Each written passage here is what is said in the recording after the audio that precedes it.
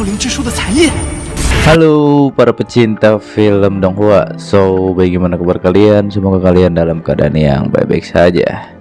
Tentunya di video kali ini bakal melanjutkan series film Donghua yang berjudul Yosenji ataupun Tales of Demon part ke-22.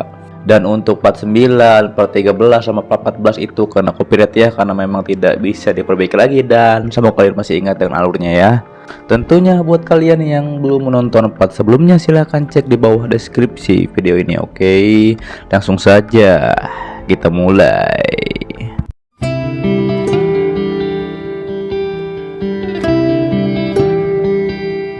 Dari hantu merah bergerombol, jika tak cepat pergi, Nelly dan yang lainnya akan dikepung. Lalu dikarenakan Nelly tak bisa terus lari, ia pun menghabisi hantu merah dengan kekuatan roh iblisnya. Namun tanpa diduga, Nelly justru dikepung oleh mereka. Nelly memberitahu untuk menyerahkan ini padanya. Kemudian Nelly pun menghabisi satu persatu dari mereka. Terlihat Duzia dan Lau yang melihat hal tersebut heran kepada Nelly yang bisa mengalahkan mereka. Di sisi Nelly, ia pun tak bisa terus seperti ini. Dikarenakan pada akhirnya yang nanti kembali tertutup, Nelly pun mencoba menyelamatkan Ning dan memberitahu Duzia bahwa ia bisa.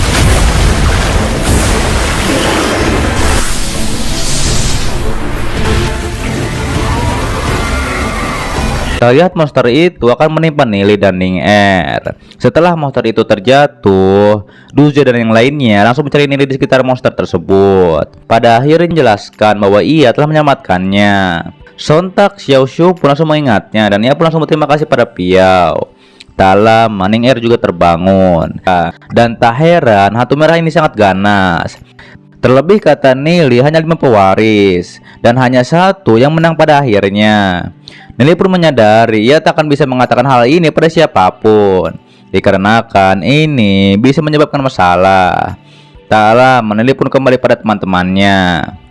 Lalu Raja pun menyuruh merebus obat tersebut dan ia pun langsung meminumnya. Tentu saja bersambung di part 23 dan seterusnya. Dan ini merupakan Yosenji ataupun Tales of Demon part ke-22. Dan sorry ya untuk part ke-9, part 13 dan juga 14 memang sudah diupload kembali, tapi ya gitu, kena lagi copyright dan susah ya. Dan semoga kalian masih ingat tentang alurnya ya. Dan sepertinya satu video lagi kita akan memasuki ending dari season keempat ya. Setelah Tales of Demon, sepertinya akan diteruskan kembali dari Xiang Feng Jian Yulu ataupun Chief Speedmaster ya. Terima kasih buat kalian yang selalu menonton video ini sampai habis dan selalu mensupport channel admin ya. Terlebih juga admin meminta maaf kalau misalnya ada suatu hal yang kurang berkenan ataupun kekurangan dan kelebihannya ya.